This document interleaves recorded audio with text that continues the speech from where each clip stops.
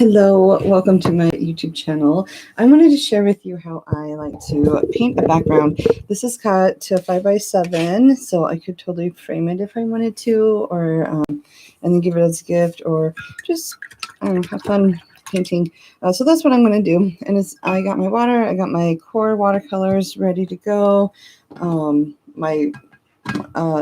It's the palette I'm using for Qor watercolors is the Chroma palette, and I will share with you the colors that I use. And I might be using some sap green as well, which is not part of the Chroma palette, but it's all good. So I'm going to wet the outside area, and the paper I'm using is 140-pound cardstock. I'm wetting outside the area first. And I'm starting in one corner and then working my way around. This is really what this is called is negative painting, but you know, I'm just wetting it right now. And I am being careful on where the edges are. And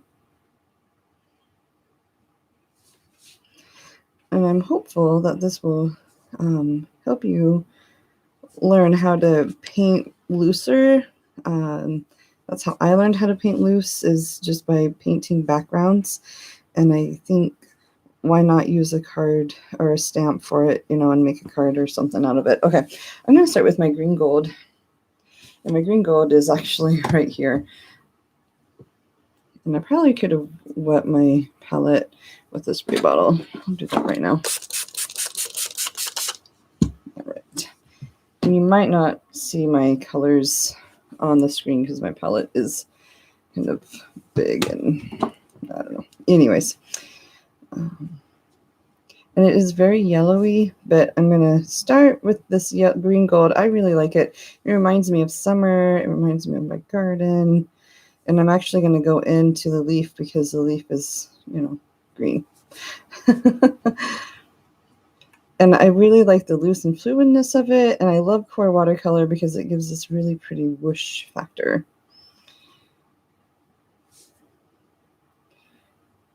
And I also like to use,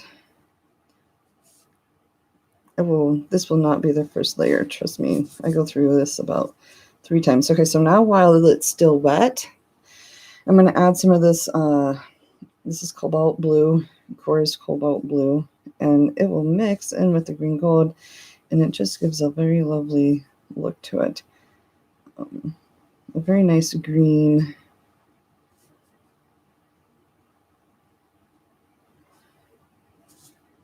And I want it to just kind of flow and do its thing. I want it to mix on the paper. I always find it easier to mix it organically on the paper. So then I let watercolor do its magic. That's the best way. And now I'm actually going to fade this into just the cobalt blue at the very top. I'm probably good here. I'm going to let it run just a little bit more and kind of clean this edge with my brush. I always like to use a towel underneath because then I can just wipe that paint off. Pretty simple. I almost never tape my paper down. I used to, and I found that once I stopped taping my paper down, I got a lot of really beautiful things happening with my watercolor. So I almost rarely tape my paper down. Okay, so I have this warm, cool thing going on in the background, which is totally what I want.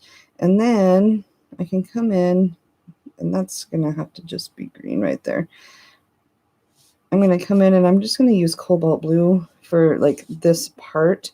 So I'm getting some, I'm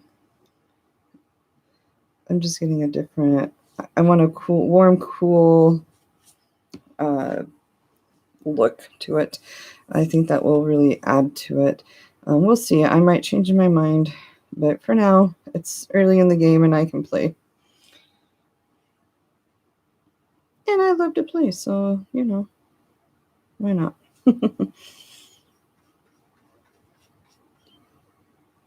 Okay, that's looking good. I like that. Now, I don't love this line right here, so I'm just gonna fade that out together. I don't want it to necessarily look like I've said, okay, well, there's where the cobalt stops and where the green gold is. So I'll just kind of blend it together, and I think that will look a little more like it. Fun. All right, now I can go back to the other side and do the same thing again. I do see that there's this really hard edge, and I really don't want a hard edge right now. And again, I'm using Qor watercolor. It's very granular. There's a lot more texture, I think, to Qor than to Daniel Smith, and it could just be the way the quality of the pigment. I think both quality Daniel Smith and Qor watercolor have very similar qualities, light fastness. I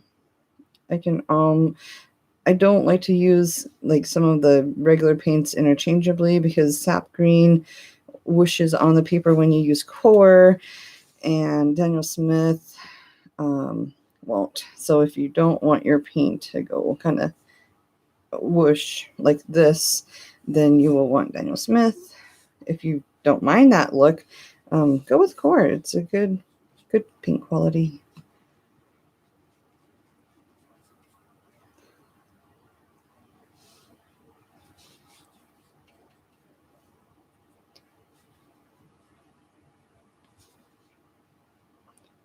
And so the nice thing is once I wet this, the water kind of goes where the water is, which is really handy because it makes painting backgrounds pretty easy.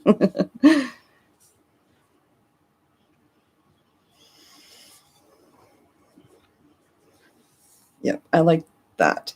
I might even add some more of that turquoise or the cobalt to that, but not at this second am I going to do that. But this is just the first layer. A lot of people will layer and layer and layer until they get it perfect.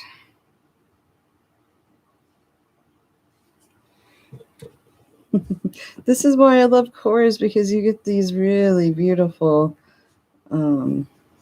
textures right here that I wouldn't have planned right there. That's such a pretty, fun texture. And I don't really want to lose it, so I'm going to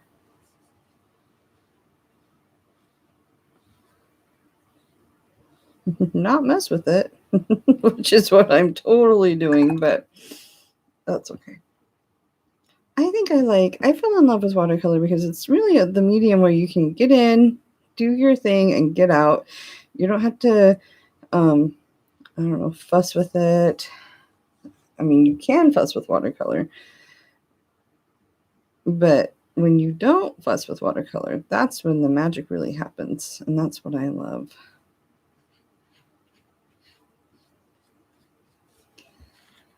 Yeah. And so it's a pretty easy, simple background right now. I'm going to add, I need some more cobalt too. I'm actually going to mix this now in my palette. And I don't have space. Actually, I do. Kind of.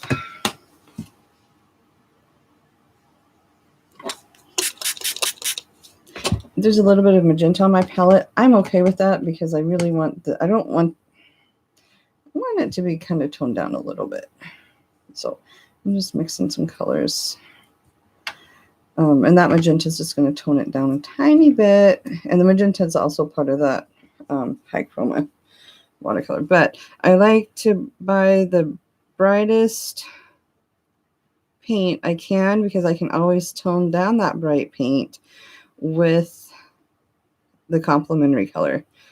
So if I wanted the cobalt to be toned down, I would use the orange that came with it. Now what I love about it is that this is like a glaze, so I'm just making it darker, but you can still see the cobalt underneath and the texture that I just put on, and that's what is so fun. And this is just a very light wash, but it definitely does the trick. I wanted the green to be, I wanted it all to be just a little bit toned down is a good word.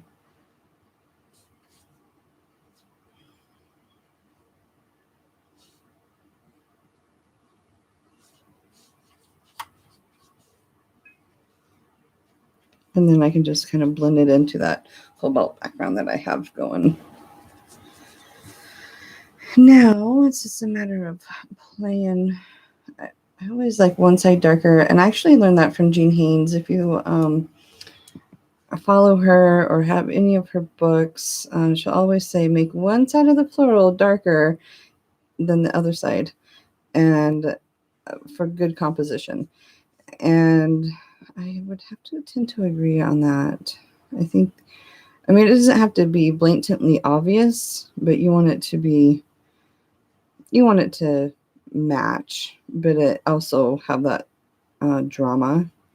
And so that's what I'm creating. And this is just wet to wet, a little bit darker pigment. And it's just green, gold, and cobalt again.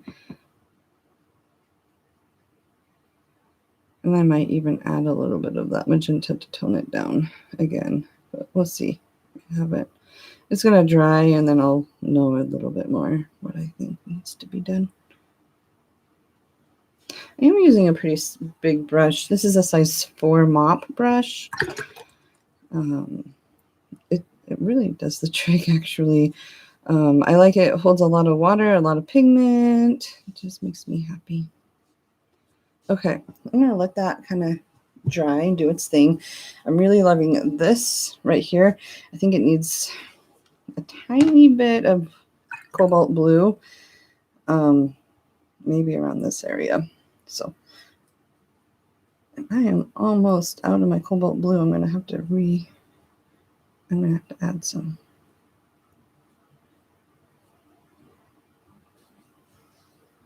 And of course, I'm going to go into my wash so I don't have this like weird line going. Because that would maybe not be what I want. Really outlining it.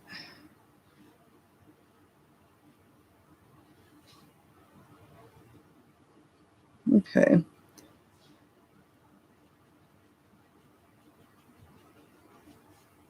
Now I can clean my brush off and just move that pigment out.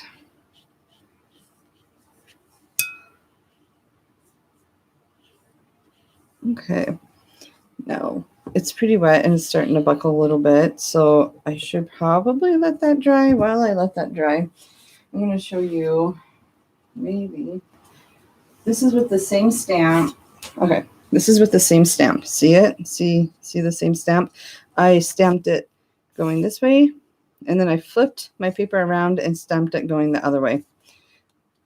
And then you get this really fun card panel that when I'm ready, I can just write or stamp a sentiment saying, congratulations, or, whatever. I don't know. Happy birthday if you need a birthday card. But it's just a fun way to use your stamps in a different way.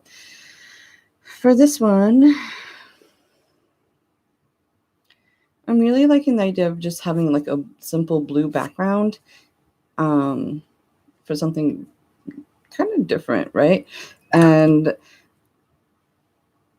I'm still thinking about it. Yeah, I think I'll do blue with like white hollyhocks. Those are so pretty. I love white hollyhocks, and I think the blue will really add to it. So again, I'm just gonna, but this is gonna be a little bit, this is gonna be a little bit more simple than the one I just did. Maybe I should have started with that one. Who knows? I don't know. And if you want, I will totally show you how I stamped this, but it was pretty easy. I just stamped it one way, flipped the paper, stamped it the other way. I didn't move my stamp, I just moved the paper. And I did use my Misty for it, but you could totally use an acrylic block.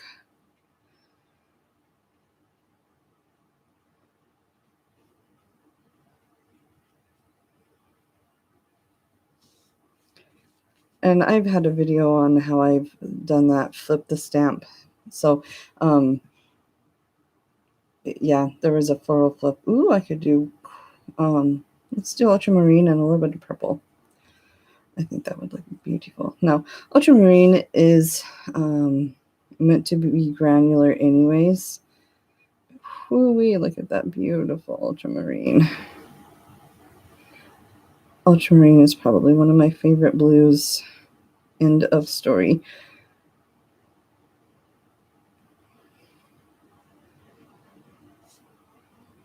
See, and the watercolor just wants to go where the water is. If you don't have water in your image, it's not going to go anywhere.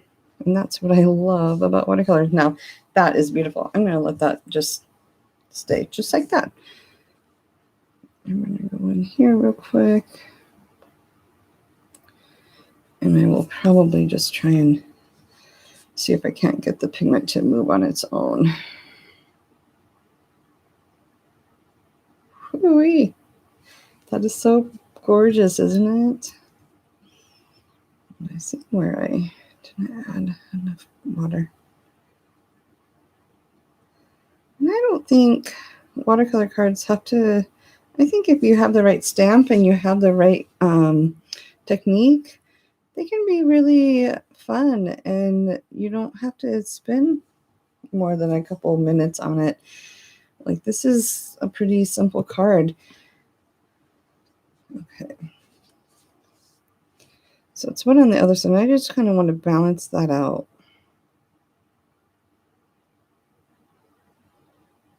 It has a kind of a balancy type A personality to this card. So along with my skills of being loose and, you know, fluid.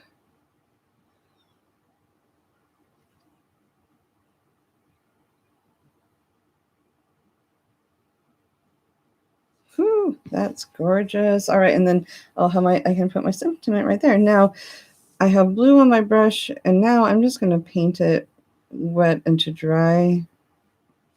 There's nothing wrong with that. I could come in and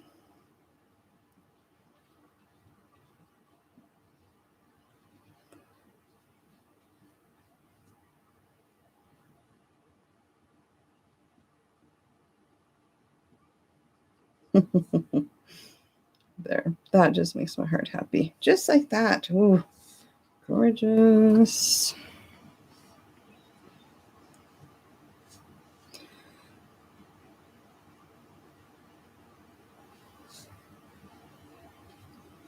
I really like using a big brush because I can load a lot of pigment on there. Okay. Now, because I can. This is my Daniel Smith iridescent palette. I have duochrome colors in this palette. I just use it often. I'm going to use this electric blue. You can tell that I really like this one. Maybe I won't. I actually changed my mind. I'm going to use this pearl. This is actually Tropical Sunset is what it's called. And it has this really pretty iridescent look to it. And I'm just going to splatter everywhere. Literally everywhere, even on the floral. My plan is to just get a bunch of texture going. All right, now I can maybe a little bit more. There. All right, now what I can do is I don't really want all this extra stuff on the flowers, but it's pretty iridescent and it's still going to look pretty. I'm just going to mop it up. And the blue should stay if I'm lucky.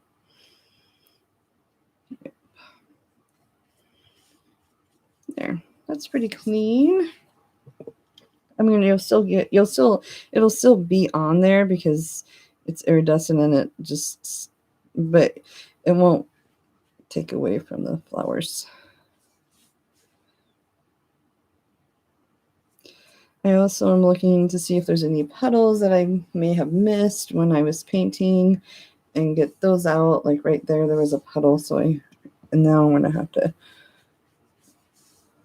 just, there. That's gorgeous. I'm loving that. I'm going to let that be. Okay, back to this. Let's start on the flower.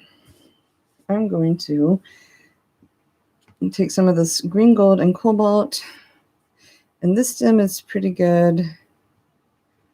I do need to add some of that. Maybe a little bit more cobalt for the stem. And I'm gonna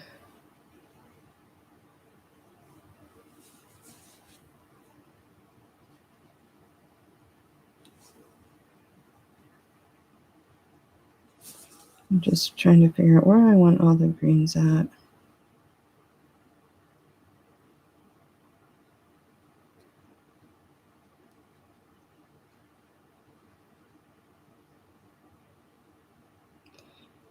That's pretty.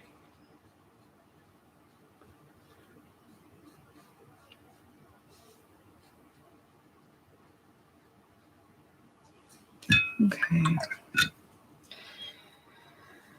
All right, and now for the flower, I really like the background, and I'll do the same thing for this flower, so it won't really change much. Is I'm just going to use Hollyhocks. I remember Hollyhocks being like white, maybe a little bit of light pink. So unfortunately, I wish there was another funner color, but I think pink is going to be our color. So I didn't want that dark green. I'm just going back in and shading this. Yeah, okay. So let's do magenta, but I don't want it to be straight magenta. So I'm adding a little bit. There was purple on my palette, but I'm not loving that color. So I'm actually going to go with a warmer side instead of a cooler side.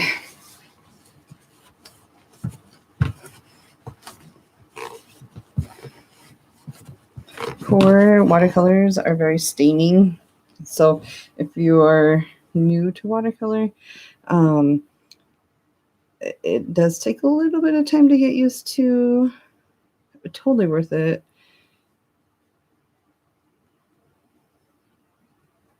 Okay.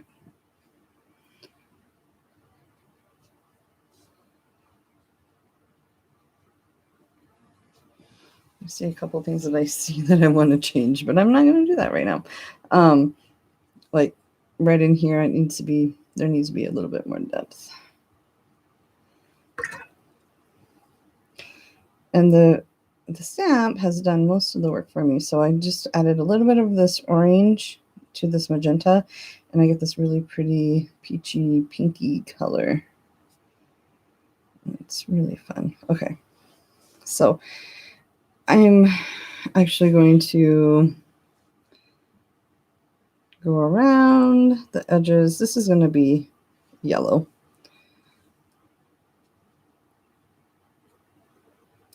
And then I'm going to just go around. Oh, doesn't that look pretty with the magenta right next to the cobalt?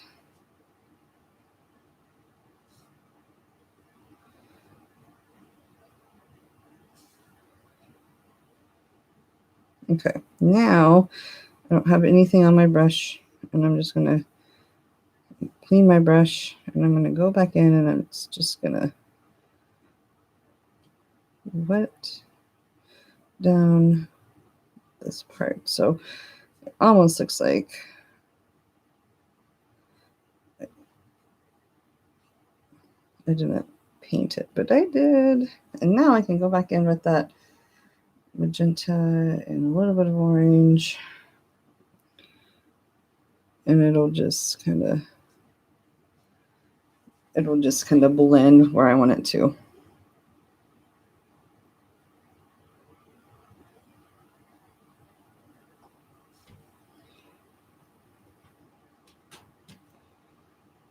Because it's wet, it'll just blend into the water. Isn't that beautiful? Oh, so fun.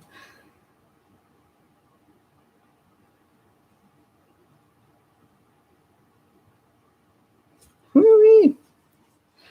And then if I went too far in with this mop brush, it's really a nice tool because I can have a lot of pigment on, or I can really almost erase what I don't want. And I really love this Qor watercolor because it gives such a beautiful texture that in most other watercolors you don't get that. And then I'm going to let it dry, and then I'll just glaze over with the yellow. And I'm going to do the same thing here. This needs to be darker because this is up front. So I'm going to wait on that until it's drier. But I can do this one. And this one's pretty simple. And this one's easy done. That one's cute. Same thing with this. This needs to be darker. This probably needs to be a little bit darker, so I could go ahead and do my underpainting.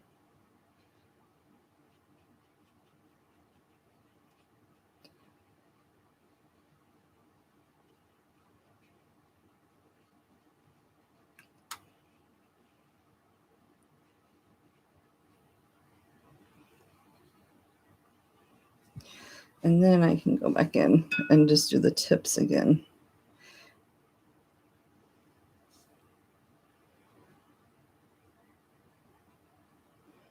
And again, I'm using a bit more because it's, you know, dark. It's further away from the first petal. So it needs to be darker.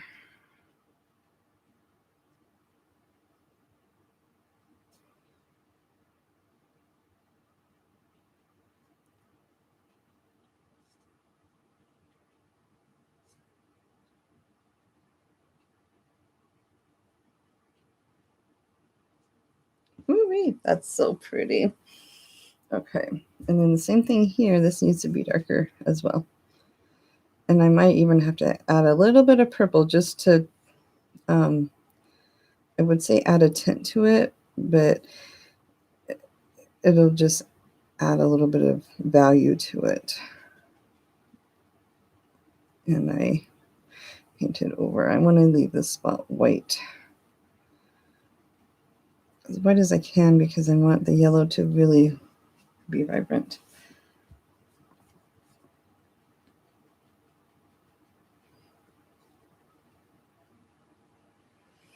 I'm going to have to add a little bit of yellow or purple. I think the purple is just going to add a little bit of, I don't need it to be much, just enough to make it believable.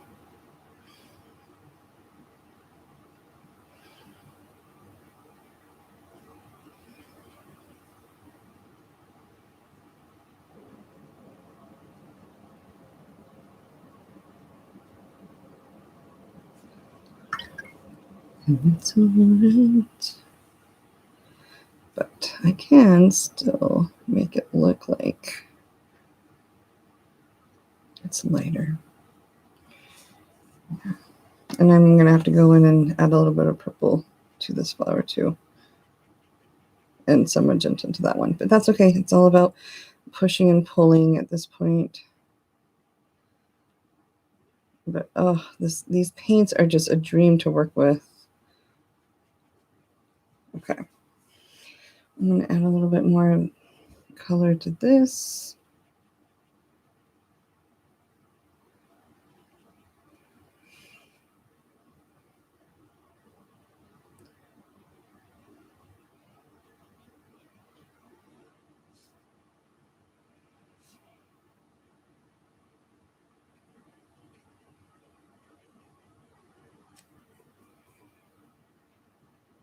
And then I'm just going to forget about that edge. Okay, that's looking good. That purple is kind of going into that.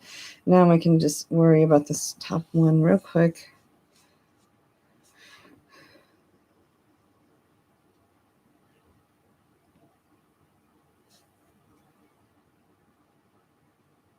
And it's just a wash.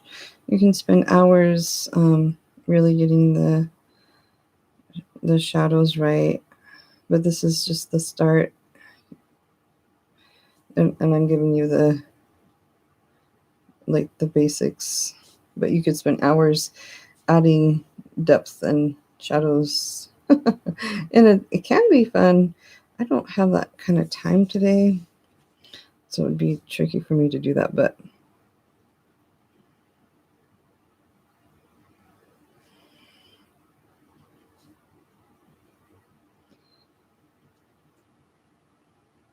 Now, if you didn't want purple to darken up your pinks, you probably could have gotten away with using green gold to mute the red, the magenta. I have done that before. It always makes it muddy for me, so I try to not do that unless it's already muddy, like a landscape. Sometimes can work for that.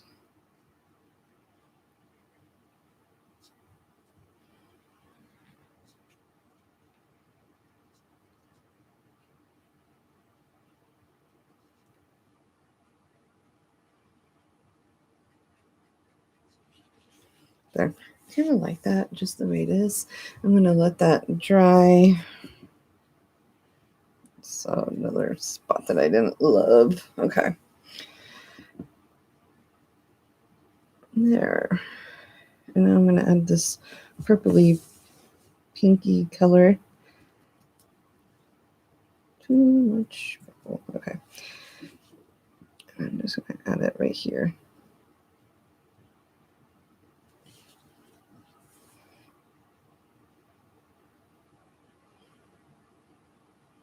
This is really the push-pull part of watercolor that you could get lost in, which I am, because it's so much fun.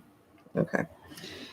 And because I can, I'm just going to add a little bit here, a little bit right here, and there. And then just kind of smooth it out a tad bit. I don't really want purple tips.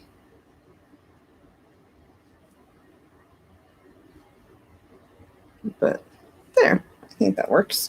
All right, kind of a finishing touch. I'm going to use this. This is gamboge.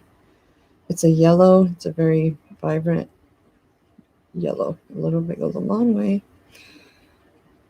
And it might look funny right now, but when it dries, it'll look vibrant and beautiful. And I think I'm going to call that done. That's probably a better accurate look, but it's very dark in my studio.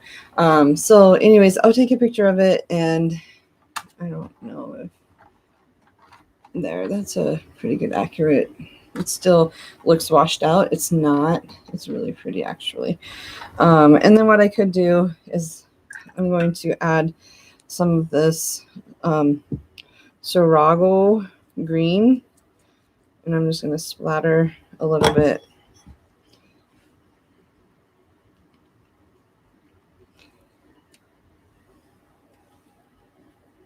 And if I get it onto the flower, then I can pick it up. But it didn't.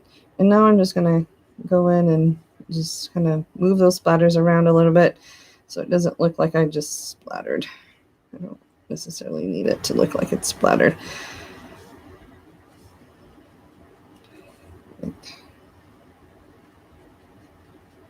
And then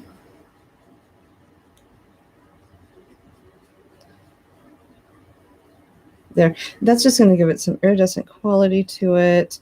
And you do have to wait till the background is dry to do this. Don't do it if it's not dry. Yeah.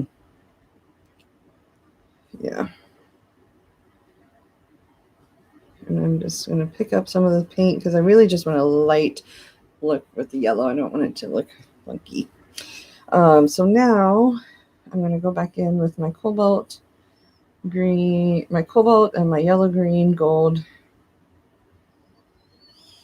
And I'm going to add, this is going to be darker.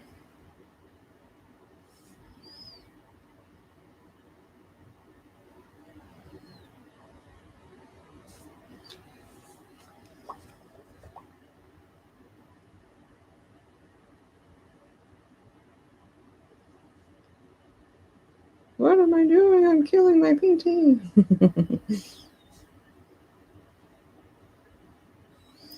I have paint on my brush that I don't want to forget about. So I'm just glazing over this part again.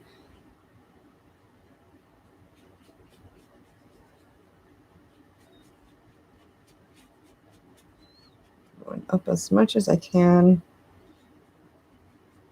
Mm-hmm. Mm-hmm.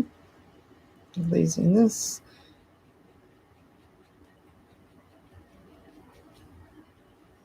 There. Now I'm going to let it dry. And what I could do again, because that is still pretty wet.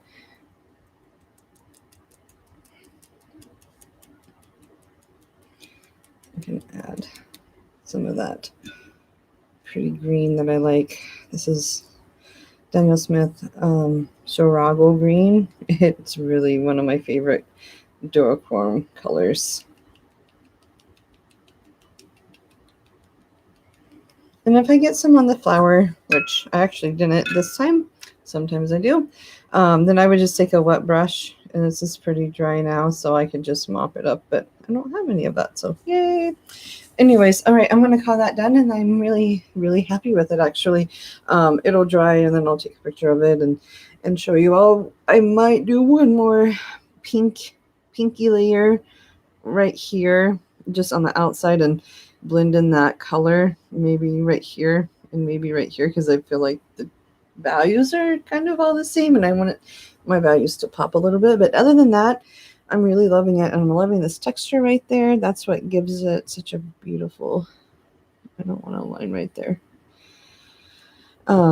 a beautiful look. So anyways, I hope this helps. And here is the one that's dried, and you can kind of see that iridescent quality. Yeah, you can see it. And I would do the same thing here, except for if I keep it white, I would just do a little bit of green. But you get the idea. So anyways, I hope those are helpful, and I hope you good morning, Deb. Thanks for watching. I hope you are having a wonderful morning. I have to get going and get my kids off to school, but I thought I would definitely share a way I like to paint, especially early in the morning, because it's fun. Great way to start your day, I think. So anyways, have a good morning, you guys. I'll talk to you later.